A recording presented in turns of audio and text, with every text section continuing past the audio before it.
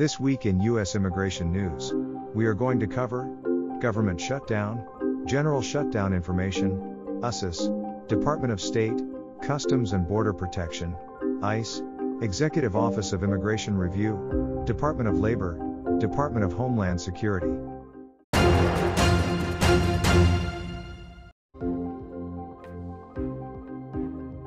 As of September 29, 2023, Congress has not passed, nor has President Biden signed, any of the 12 spending bills needed to keep the government open beyond the end of FY 2023 on September 30, 2023.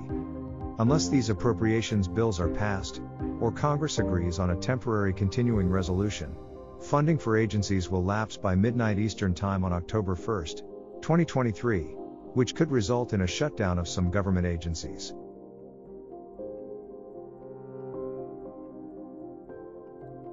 If the government agencies close for budgetary reasons, all but essential personnel are furloughed and are not allowed to work. The following is an overview of how the immigration-related agencies have operated during prior shutdown periods. USIS is a fee-funded agency, so if the government shuts down, it is generally business as usual. The exception to this is programs that receive appropriated funds. E-Verify, the EB-5 Immigrant Investor Regional Center Program, Conrad 30J1 doctors, and non-minister religious workers, which are suspended or otherwise impacted.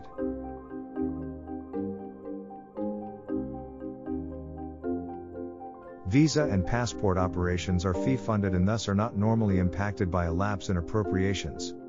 Consular operations can nevertheless be impacted if there are insufficient fees to support operations at a particular post.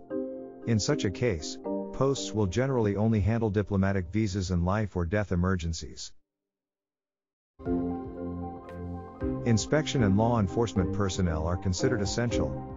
Ports of entry will be open, and processing of passengers will continue. However, processing of applications filed at the border may be impacted. ICE enforcement and removal operations will continue, and ICE attorneys will typically focus on the detained docket during a shutdown. The ICE Student and Exchange Visitor Program offices are unaffected since SUP is funded by fees.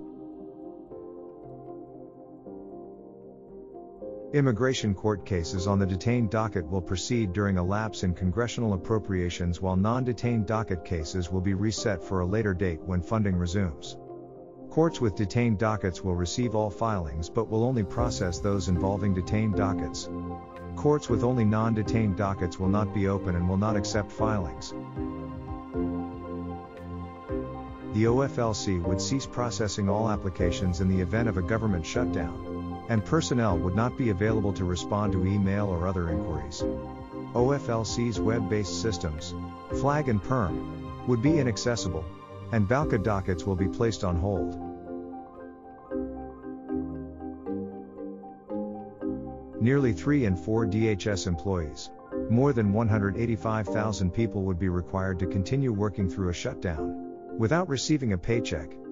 Those working without pay include law enforcement officers, analysts, investigators, and disaster response officials conducting work such as safeguarding and securing our borders, processing, detaining, and removing individuals that have unlawfully entered the United States, seizing illegal narcotics like fentanyl, identifying, disrupting, and dismantling criminal operations that smuggle weapons, drugs, and migrants, combating child exploitation and child predators, identifying and arresting human traffickers, conducting search and rescue operations, responding to natural disasters, preventing and coordinating responses to cyber attacks and threats to the federal government and other critical infrastructure, and protecting U.S.